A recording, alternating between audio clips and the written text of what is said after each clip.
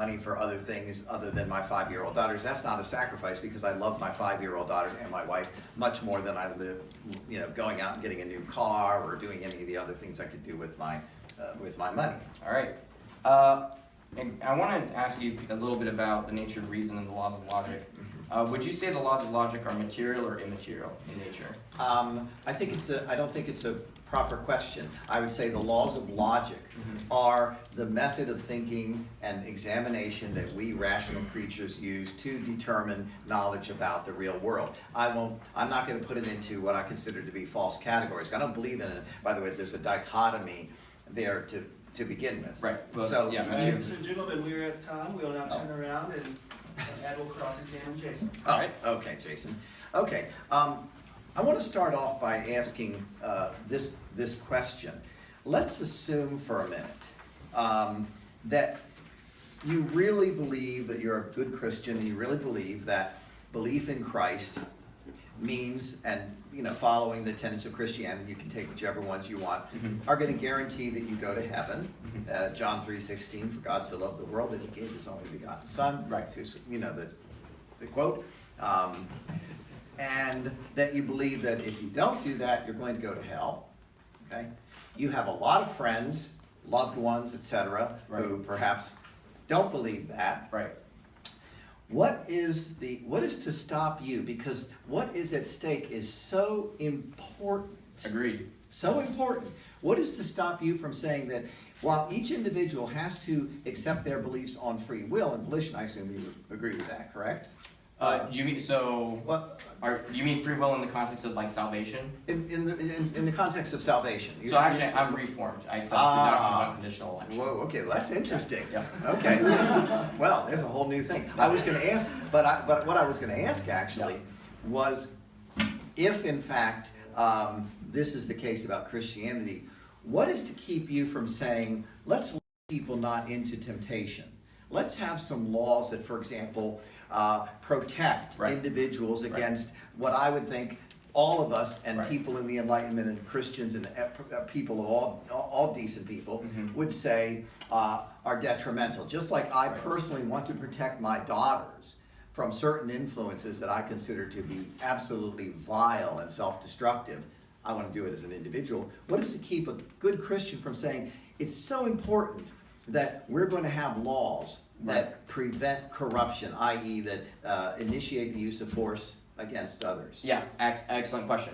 I would refer back to my second sub-point under my second contention. I think if a Christian truly takes the doctrine of original sin seriously and realizes that the wielder of authority, the enforcers of laws, are going to be subject to the same conditions of that sinful nature that we believe is in every human being, then we ought to be extremely wary of granting those human beings power, even if it's for something we believe is good. And we can look to history to see that that has been done many times, and it's resulted in the death, destruction, and harm of many innocent people. So I think we as Christians can understand that under the doctrine and theology that we have of original sin, and therefore be very wary of wanting to see our views of goodness put in place by a sinful human authority. Another question, if in fact you really care more about heaven and the afterlife, why do you care whether you're oppressed in any case? Excellent question. And actually, let me, if I have a... I'm so sorry, we just have time. Okay. Let me respond to that in I'll respond to that in my own part. Go ahead. Yep. All right. Let me just, I've got a couple pieces of paper I'm going to grab there, and I'll go ahead. Because the next is my talk. Okay. Yes, sir. All right. Yeah. Got it. Next 4 minutes. All right. Thanks for those questions, Ed. Okay, great.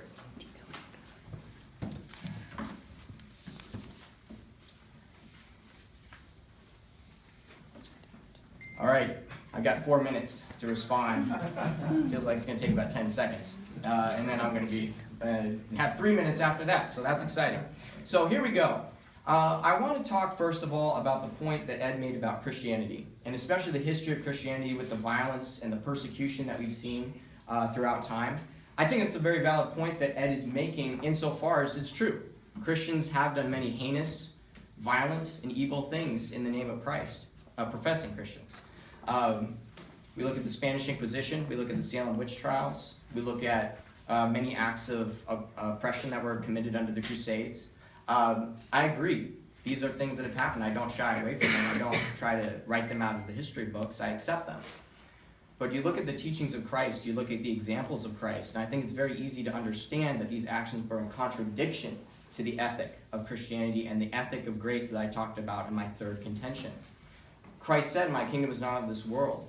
Elsewhere, Christ said that, "You know that the rulers of the Gentiles lord it over them and exercise authority over them, but it shall not be so among you. For the one who wants to be first among you will be last, and the last will be first. Because the Son of Man came to serve, not to be served." That's not the contention of that's not the ethic of putting your neighbor to death because they disagree with you on a theological point. And I think many Christians throughout history forgot this. So not only do I think those Christians are in contradiction with the principles of reason and non-aggression that my opponent and I obviously agree on, but they're in contradiction with the very ethics of Christianity and grace itself. So I think it's very important. And I think it's also very important to know we're not here to talk necessarily to prove or disprove the contention true based upon the actions of individuals who claim to adhere to the belief system. We're here to evaluate the belief system in and of itself, or both belief systems in and of themselves, and see if they compare favorably to each other, which I still believe they do, obviously. Now, I think the next point is the major point that we'll probably have to focus the rest of this debate on, and that is that Christianity, my opponent has contended that as a Christian, you essentially can be a libertarian, and he obviously admits that many of us are here today, but only insofar as you accept the rules of thought espoused by the Enlightenment. As long as you accept that the Enlightenment teaches that individuals are autonomous, that we're rational, these are the principles by which we will accept libertarianism. We have to step outside of our faith commitments and step into the world of reason and the Enlightenment. I challenge this and disagree with it for a simple reason. Christianity, I think, is the ultimate worldview that establishes the ethics that we understand, by which we understand that the Enlightenment gives us good moral values, such as non-aggression, such as libertarianism. Christianity teaches us, "Thou shalt not murder and thou shalt not kill," or "Thou shalt not steal." Thou shalt not murder, thou shalt not kill. It's kind of the same thing. So Christianity teaches those two moral principles, and then from that perspective, we assess the Enlightenment's advocacy of non-aggression. And we see in that advocacy of non-aggression a consistency that emerges with the ethics that we find in Christianity. That ultimate worldview gives us the basis from which to accept the Enlightenment philosophy. If we had enough time, which we don't, I would like to go on further to demonstrate how I think the Enlightenment borrows from the Christian worldview by adhering to an idea of absolute morality and absolute principles of the laws of logic, which we find a great explanation for, a causal explanation for, in the worldview of Christian theology, in the nature of God and the mind of God himself. Unfortunately, I don't have time to address that, because I want to talk about the last point that Ed brought up in our cross-examination, and the idea of, what was the point again? The question, it was, why do you as a Christian who values an eternally oriented theology care about what happens in this world? And I would refer you back to the words of Ecclesiastes 4, verse 1. The words of Ecclesiastes 4, verse 1 feature Solomon, and he bemoans the status of the poor around him, and he says, "Behold the tears of the oppressed, for there was no one to comfort them, and on the side of their oppressors was power, and there was no one to comfort them." The Christian ethic of grace helps us to understand and realize when powerful abuses and injustices occur, and gives us an ethical framework from which to speak out against them. When we see Nathan, the story of Nathan when he confronted David over his greatest sin of Bathsheba, Nathan went to David and said, "You have murdered a man and taken his wife." And he called him out for the abuse of authority that David engaged in because he was king and because he thought he had that power. I think Christians would do wonderful things if they could emulate that example today on issues like police abuse, when we see innocent victims of police abuse gunned down for no reason other than the fact that they may or may not have gotten a little bit testy with a police officer. When we see examples of individuals in foreign countries who are struck dead by drone missiles as part of collateral damage in the war on terror. Jason, thank you very much. That's Yep. Thanks, Jason. I want to respond to a couple of the points, and then I'll sum up in the summation period. First of all, one of the problems with talking about theology, and this is why I kind of try to keep it at more of a generic level, is that you always have the problem of cherry picking, okay? And Most religions do this. You take a sacred text and you say, here's one verse and here's another verse that supports a particular doctrine. I could point out, for example, that in the New Testament, not the Old Testament, which basically justifies genocide, rape, murder, and every sort of abuse you can imagine, the New Testament in Ephesians 6 advises slaves obey your masters with fear and trembling. And the Greek word, by the way, is phobos or phoboi kai tromoi. It's fear and trembling. You slaves should obey your masters. And by the way, it adds, just as you would obey Christ. That doesn't sound like a very good way to obey Christ, by the way, that you fear him and that you're trembling before him. But anyway, rather than to say, slaves, be indignant about the evil of slavery. This is the New Testament. You can also talk in that same verse. It does say, of course, slaves you shouldn't threaten, or masters you shouldn't threaten your slaves. But it does not say you shouldn't own slaves. In other words, you can pick out in the Bible, and by the way, many other sacred texts, I'm not just picking on the Bible here, verses that tend to support a very libertarian perspective, and verses that are quite the opposite. You can take a look, for example, there's a story of Jesus is being asked by a woman to help, I think, with a cure. I think it was a demon. And Jesus does not want to help her because she's not a Jew. And actually, the apostles and and others sort of prevail upon him and say, "Oh, come on! I know she's not a Jew, but could you heal her, please?" Well, okay, I'll get it. The point is that I think you run into problems when you try to justify something like a libertarian principle on the basis of theology. Theology is one thing if you happen to believe that Jesus was a Messiah and that you can go to heaven by doing certain things. It's quite another thing if you try to justify a political system based on that. A couple of other points I'll make here. I do believe that a major reason for the violence that we've just talked about, that you see in 2,000 years of history, is a rejection of reason and an acceptance of faith. Not just Christian faith, incidentally. I believe that Marxists, for example, are some of the most faithful people. Evidence doesn't matter to them in any way, shape, or form. They're going to go ahead and do the stupid things that they do, no matter what. I would argue that it was an absence of reason and a respect for the process of acquiring knowledge that caused many of the pogroms, many of the abuses that we've seen throughout human history by Christians and by other groups as well. I would say if you want to say that by your acts you shall know them, then let's take a look at the last 2,000 years, and at what point did civilization bring about what we have here today. And it was with the Enlightenment, the notion that we should make reason supreme as our guide, that we should respect the individual as the rational creature with free will, and that we should hold to that sort of a view of the world. So I would argue that in fact it was faith in this sense of a dogmatic belief of something other than what you believe in your religion that in fact has caused many of the disputes that we have throughout human history. And I'll go ahead and stop at that point and sum up in a minute. Thanks. Excellent. Thank you, Ed. We're going to move into our final round now. We're going to do our closing statements. First, for the 3-minute closing statement will be Jason.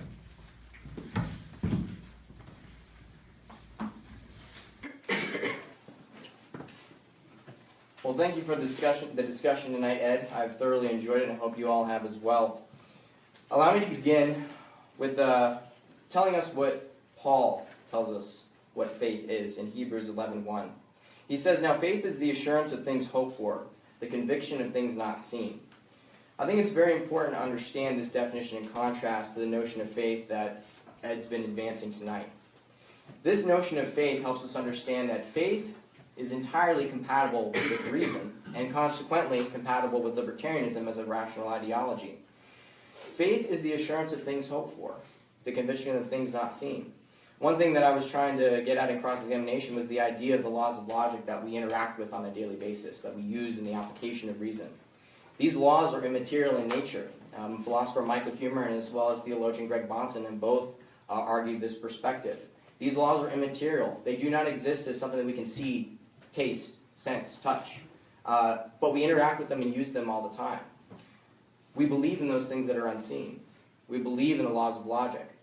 And, as John 1 tells us, in the beginning was the Word, and the Word was God, and the Word was with God. The translation there for the word, or the Greek word there is logos, which is the root word for our word logic. And the apologist Gordon Clark goes on to note that that use of that word and the context of John 1 shows how God the Creator is the author, not just of the creation that we live and exist in, but the author of the principles and rules and the laws of logic that we live by. This is why I think my opponent is borrowing from the Christian worldview when he says that the Enlightenment is the standard of reason and the standard of how we assess moral character. I believe that the Christian God provides that foundation. Now, let me address his point about slaves and that he brought up. He said that this could be an example of cherry picking where, I've cherry picked all the verses favorable to libertarianism, so he presents one that counters it. I think this is merely just cherry picking in reverse without understanding the proper hermeneutics of applying those other passages to the context of this passage, as well as considering the historical context of slavery in that time. And also as well considering the theological message that Paul was advocating for. I'll be happy to address that further in questions and answers. I don't have time to go into it now because I want to finalize by assessing and summarizing my points. Christianity is compatible with libertarianism because it is consistent with reason, and essentially, I would argue, the foundation for reason. Furthermore, Christianity teaches us the ethical commitments that we must have in order to accept the libertarian's advocacy of non-aggression, and we see that it doesn't take Enlightenment thought to lead us to that conclusion when we understand the words of St. Augustine and we understand the words of what the Bible says itself about our ethical framework. So, in conclusion, I want to close with this quotation from Bastiat because I think it assesses and properly understands the role of the Christian in advancing libertarianism. He says, quote, "No, it is not true that as science advances, the idea of God is pushed back. Quite the contrary, the truth is that the idea grows, broadens, and exalts in our minds. I think as we advance in our knowledge of moral and political philosophy with libertarianism, we can look to God and thank Him for the laws that He has given us that allow us to see the benefits it provides for us." Thank you. Thank you, Jason. Thank you very much. Now we have Ed concluded this 3-minute statement. And if you want to begin pushing your cards forward, passing your cards forward with questions, I'll collect those and ask them these questions afterwards. Okay. Thanks a lot for those words. If you want to talk about the laws of logic, you have to go back to Aristotle, a pre-Christian. If you want to talk about the laws of geometry, you can go back to Pythagoras, a pre-Christian. If you want to go back to, for example, the notion of a universal law, that there's not one law at Rome and another at Athens, but a law for all peoples and at all times, and that is right reason in accordance with nature, then you go to Cicero. The point is that all of these ideas, in fact, were borrowed by Christians from many of the philosophers at the time, especially the Hellenistic philosophers that had gone before Christianity. I am glad that many of the Christians took them up. I wish more of them had taken them up than in fact did. Second, I would note that you have a problem when you play what I consider to be word games with hermeneutics, with things seen and unseen. For example, can you see F equals ma, force equals mass times acceleration? Can you see equals mc squared, energy equals mass times the speed of light squared? Can you see energy? Can you see, I mean, you know, there's a dichotomy here that I think is a fake one about things seen and unseen that's trying to take and make rational things that really cannot be made rational. Because again, I think it would be insulting to many Christians to be told, well, you aren't really making a leap of faith. It's not a matter of faith, it's a matter of you've scientifically examined the evidence and you found that, oh, hey, well, this is true. What I would argue is this. To the extent, again, to summarize my argument, to the extent that Christians and people of any belief system have accepted the fundamentals of the Enlightenment, which, by the way, you can say that the roots go back to Aristotle, the roots go back to Cicero, the roots go back to a lot of these thinkers. Many of these principles are, in fact, promoted by Thomas Aquinas in his laws. To the extent that we accept those principles in our hearts, our minds, and our moral sense, then we tend to have a peaceful society. We have a society in which we respect one another as individuals, and we have a creative society in which we use our minds to better ourselves as individuals, to better ourselves materially, to eliminate disease, to take joy in art, in science, in our friends, in our families, in our loved ones. I'm happy that many Christians take this perspective as well, but I think it comes not uniquely from a religious theology. It comes uniquely from a secular and a humanist perspective. And I'm happy that those of you in this audience who are Christians adhere to these beliefs, but I think you're going to find that these beliefs, and therefore the libertarian principle of the non-initiation of force, can stand with these secular beliefs no matter what. I thank you for your attention and look forward to the question period. Thank you very much. All right, please finish asking the questions forward at front. So reading through them, we have some good questions for our guests tonight. I'm going to begin with a question for Edward. Edward, you define faith as anything not based on the scientific method. And this person writes, if faith is defined as anything not based on the scientific method, then how do you move the scientific method itself because it cannot be based on itself? Okay. Yeah, that's the whole argument of what is axiomatic knowledge, okay? And what I would say is that there is certain axiomatic knowledge. By the way, this goes back to Aristotle as well. You can find this in Ayn Rand's discussions. You can find it in a lot of people. There are certain axiomatic principles. One is that existence exists. To even ask the question of whether existence exists, assume something exists, the question you just asked. It's axiomatic to assume that a thing has an identity. It's axiomatic to assume that you are conscious. To ask the question, am I conscious or am I unconscious? Is a conscious act.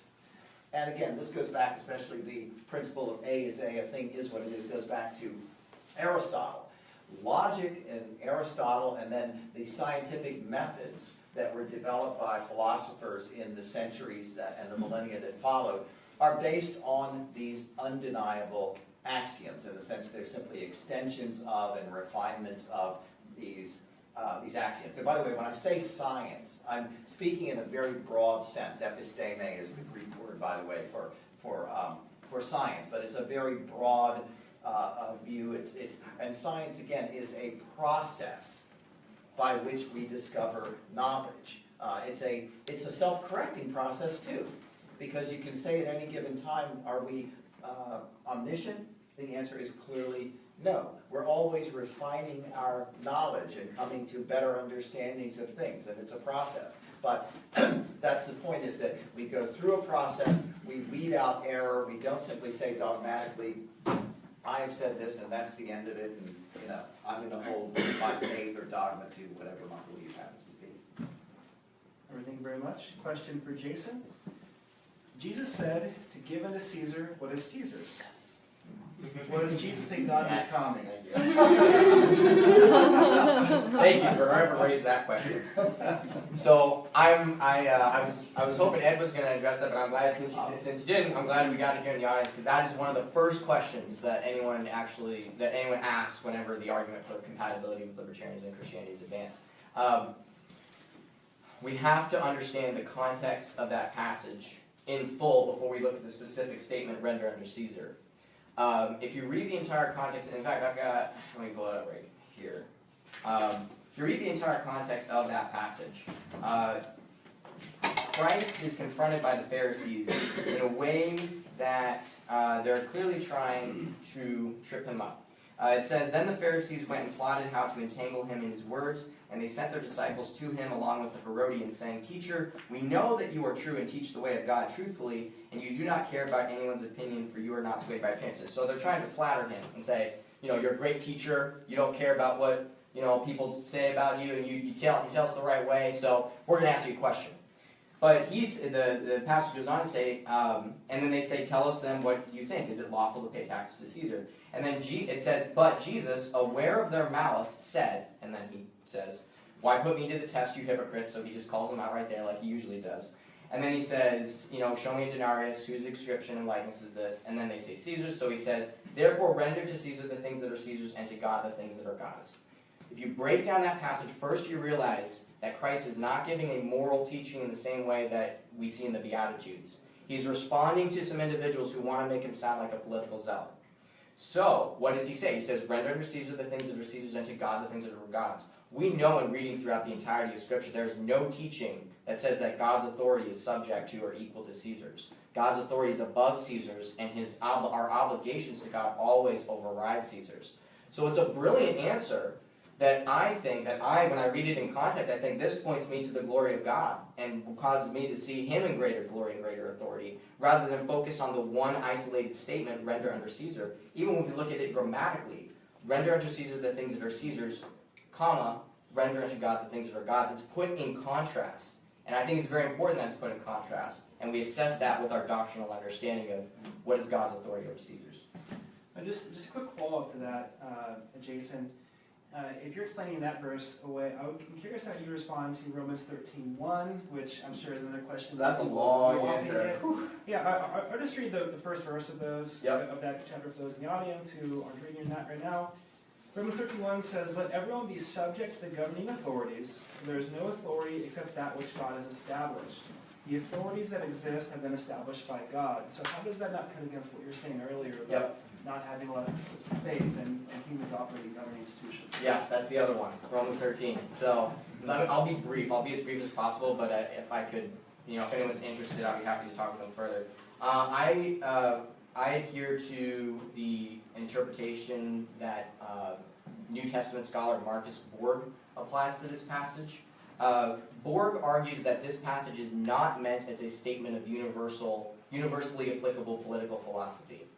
Borg argues that this passage is meant as a time-sensitive exhortation to the church in Rome due to a number of historical factors related to the fact that many of in the Roman church had Jewish origins or descent, or were very familiar with the Jewish contingent in Rome. And at this time, there were a lot of, and he documents things from Josephus and other contemporary Roman historians, that there was a lot of discussion in the time among the Jewish population in Rome, and potentially even in the church, of uprising, of over wanting to rebel against the government.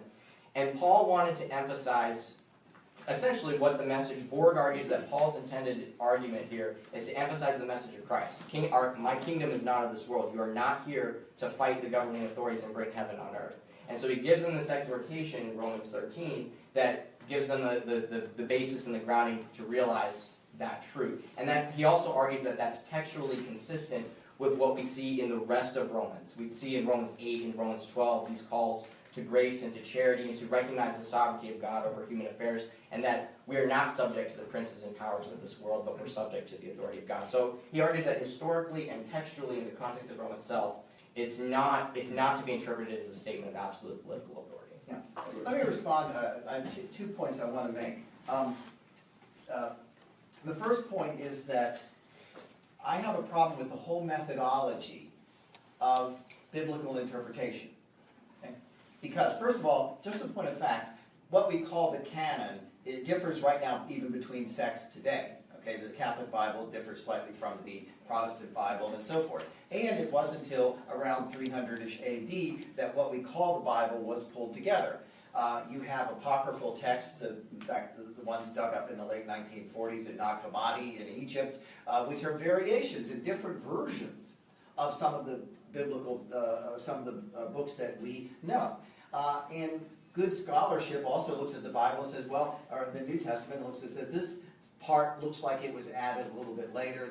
The wording is different. The version of Greek is different. I know some Greeks, not probably as much as you do, but I can. Oh, not at all. No, I not. But mine comes from Aristotle, but that's, even so. But the point is that the New Testament itself, to say nothing of the Old Testament, was kind of put together, and frankly, it's full of contradictions. And this is why you have people doing this hermeneutic interpretation. Well, how do you justify this? Because this book describes the crucifixion and resurrection in this way, and this other one has a different timeline, and so how does it work, and da-da-da-da-da. Now, again, if Christians want to do that, that's fine, but I would argue that this is not a good way to do political philosophy and political theory. To pull stuff out and say, well, how can I take the Romans and twist it around? That to me is not a justification. People can have what view they want of religion, but when it comes to civil society, you have to justify the libertarian principle on secular grounds. Perhaps you do accept it because you say, oh, by the way, it's consistent with my beliefs and theology, that's fine. But you have to justify it on secular grounds. Otherwise, you get into exactly these kind of problems of hermeneutics where you're not dealing with reason, you're not dealing with the human nature, and why does human nature demand that I be treated in a certain way and each of you be treated in a certain way? And I say that our nature is what justifies the libertarian principle, not the hermeneutics of the Bible or any other sacred book for that matter. I have a quick, just 30 seconds. Go for it, yeah. I actually agree with something you said pretty wholeheartedly when you said that, like, essentially using a scripture passage, like taking Romans 13 and twisting it to, like, establish political principles, political philosophy. One way or the other. Right, I completely agree with that. The thing that we have to keep in mind, though, is that just because biblical scholarship and interpretation is difficult, that doesn't mean that we can't come to an understanding of what it's actually teaching here. And that's what I think Marcus Borg has done in understanding Romans 13. Now, again, there's going to be debates and there's going to be discussion, but we debate the interpretation of text all the time. And it's very important to engage in that debate and that discussion. And then, I do agree that we need to be careful in taking, let's say, a very specific 2 or 3 verses in Romans 13 and turning that into the basis of an entire political philosophy. And I think Christians have been very irresponsible in that. I'll apologize for that, first of all. And I think we can do a lot better, but that doesn't mean it's easy. But I think we have to throw out that whole approach because it's a non-starter. The way you justify freedom is in a secular way, and then if it's consistent with your theology, well, I'm very happy it is. And I would disagree with that, but I do agree with being very careful with using the Bible when we're talking about political philosophy. Speaking of approaches that lead to conclusions, this is a great question. It's a long question, but bear with me because it gets to the heart of our debate tonight. The questioner asked, or comments and then asked, it strikes me that the disagreement rests on how libertarianism is defined. Edward is making libertarianism into a stance about human nature and where the locus of authority in one's life lies. So long as that is the case, then libertarianism will never align with Christianity for better or worse. But I think few people are talking about that when they talk about libertarianism. Why do I need to take up this ontology to be a libertarian? I'm trying to get to the gist of the question. I understand the first part, okay? But go read that once more. Yeah, sure. All right. So long as I think that is the case, then libertarianism will never align with Christianity for better or for worse. But I think few people are talking about that when they talk about libertarianism. Why do I need to take up this ontology to be a libertarian? And going back earlier, this is the money part.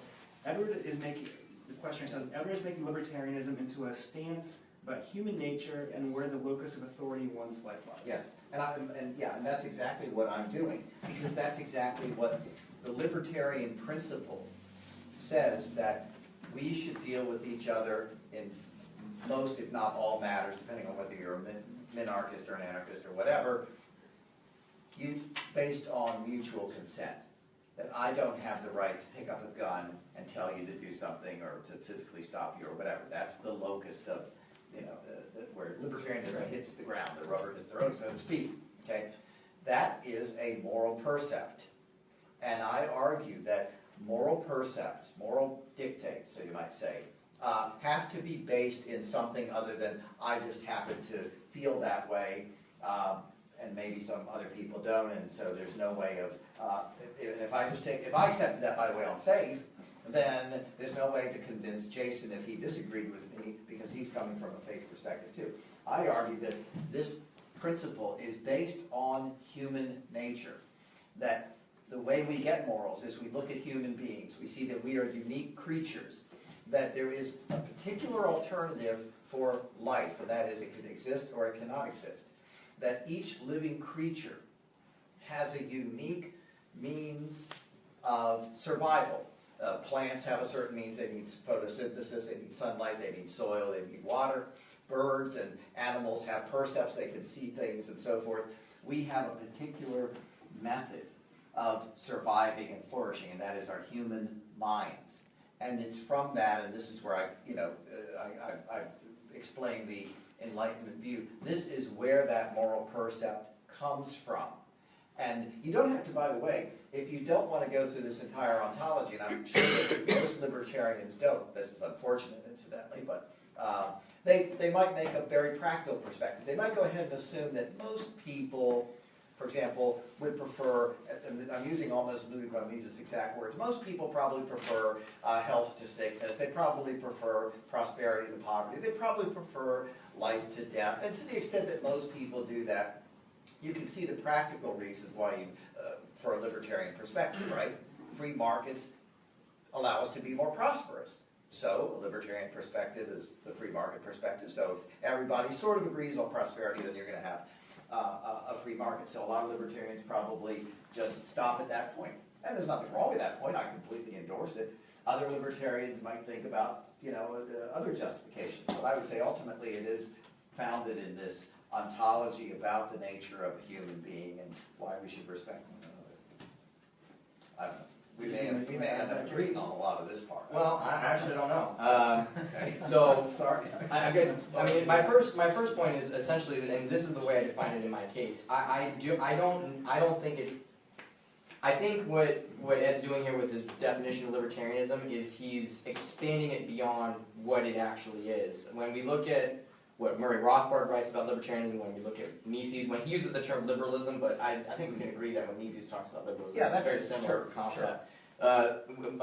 When Walter Block writes about libertarianism, these authors put it in a very specific, narrow sense. It's a political philosophy that gives us a political ethic about the justification of violence in society.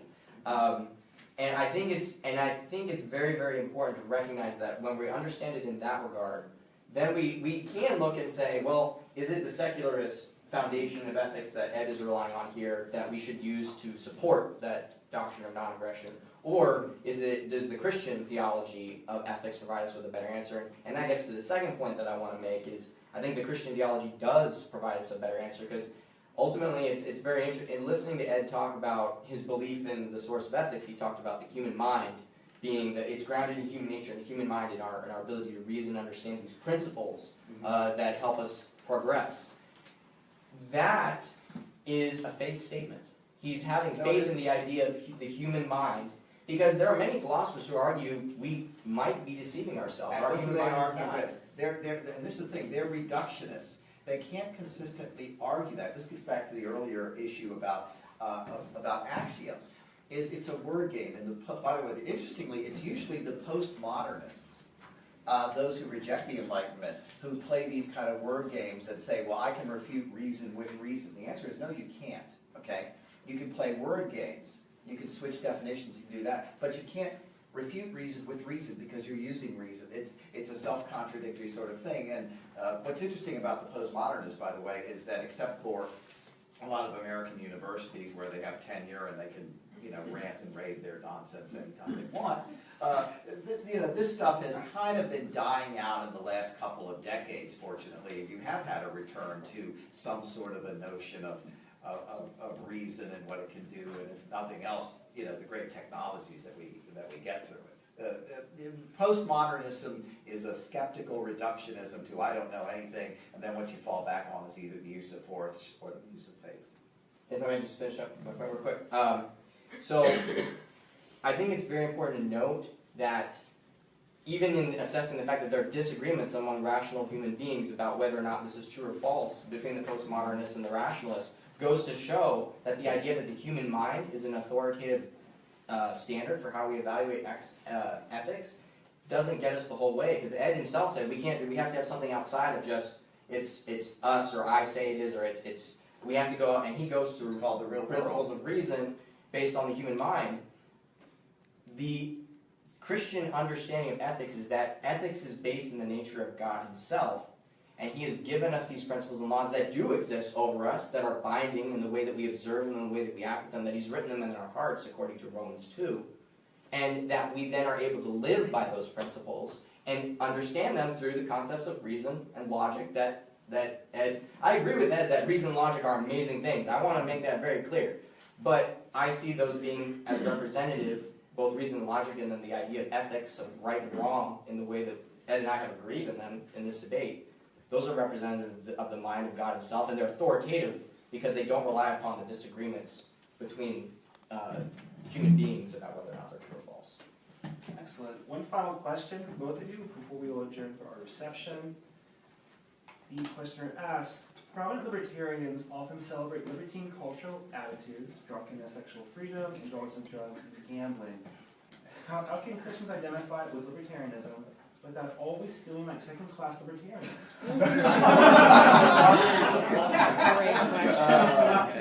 There's plenty of wine in the back, by the way. Yeah. Isn't there a water into wine thing? There is, yeah, there sure is. That one I go for. That's the first miracle in the book of John. All right, I think that's a very good question. And it is another one, especially when you're communicating with an evangelical or Christian audience. That's one of the first concerns that they'll bring up. And I go back to what I always do whenever that comes up is I go back to the Rothbardian block necessity and definition I've advanced of libertarianism. If we understand libertarianism properly, we understand that libertarianism is a political philosophy that advocates the idea of non-aggression. It does not say that it is good or bad if you use drugs. It does not say it is good or bad if you decide to go out and get drunk. It doesn't tell you that all these personal actions in your moral life that are right or wrong. It just tells you if you are being peaceful and nonviolent in your interactions with other people, and someone else is being peaceful and nonviolent, you shouldn't introduce violence in that situation, even if they're doing something you don't like. Now, I think that the reason that question is interesting is that gives us, as Christians, I think, a good political answer, because it helps us to realize the problems of original sin when we do allow people the authority to inject their moral views in that sort of situation. We realize it becomes a source of corruption rather than the advancement of the good that we want to advance. Bootleggers and Baptists, Bruce Yandel is good on this. But what I, as Christians, need to learn, I think, is to separate our personal moral views on this and such behavior is right or wrong, and then we have to exercise grace and charity to individuals, even if we believe that they're doing something that's wrong, in a way to show them the love that Christ showed us, because He died for us while we were yet sinners. It says in Romans, Christ died to justify the ungodly.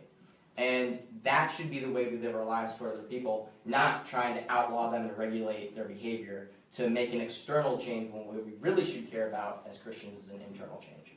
By the way, I would say that I of course agree in terms of the principle that if somebody wants to ruin their life, I will be sad about it. If it's someone who I know personally, I will do everything I can to dissuade them and perhaps to help them mend their ways, for their own sake and for the fact that I'm assuming if it's a loved one especially or a friend, I don't want to see them suffer and the like. But what I would add is that even as a libertarian, I recognize that if you have a culture, for example, in which the majority of people really don't care about flourishing and prospering as individuals. They're lethargic. They don't think they can realize their dreams. They're humble in the bad sense of the word. It's not that they're not bragging, it's they believe, well, what can I do? I'm a mere mortal. I'm a mere sinner. I can't do anything. As opposed to, yes, I have dreams. I want to get out of poverty. I want to work my butt off and be proud of what I do. You need certain values widespread in the culture if it is to support freedom. Because what you see throughout history is to the extent that you didn't have those, what I would call Enlightenment beliefs and values in human progress, then in fact people either were repressive, or they either were repressors or they were the repressed. They were servile in their souls, and it's only with the Enlightenment that they come up. It's interesting, I was just reviewed a book by Johann Norberg, who wrote a new book called Progress, and they just did a Cato event on that. And one of the things he highlights in that book, which I've read about elsewhere, is that in the past, like say 200, 300, 400 years in the past, maybe even not that, people were just used to, for example, violence. Torturing animals was kind of a fun thing to do. That's how people entertain themselves. Going to public hangings and executions was just kind of a fun thing to do. violence was in people's hearts and souls because they were exposed to it from the time they were born. They were surrounded by it. They didn't know any better. You can have the same thing for ignorance. You can have the same thing for everything. It takes a lot of work to create a civil society in which we can all be free. And while I don't want to ban anyone from using drugs or from doing any of the things that I think we both probably agree, I would say that's the most interesting thing and the most pressing thing to me. Is not making theological arguments, which I think are pointless anyway, is to look at these points on which we agree, secularists, Christians, and I think all people of goodwill. And if you really believe in the kind of society I think you do, then let's work on spreading those ideas and those values so that we will preserve the kind of society that we want. It's a great way to end with some common ground. You've been a really faithful and attentive audience. Please give our wonderful speakers a hand.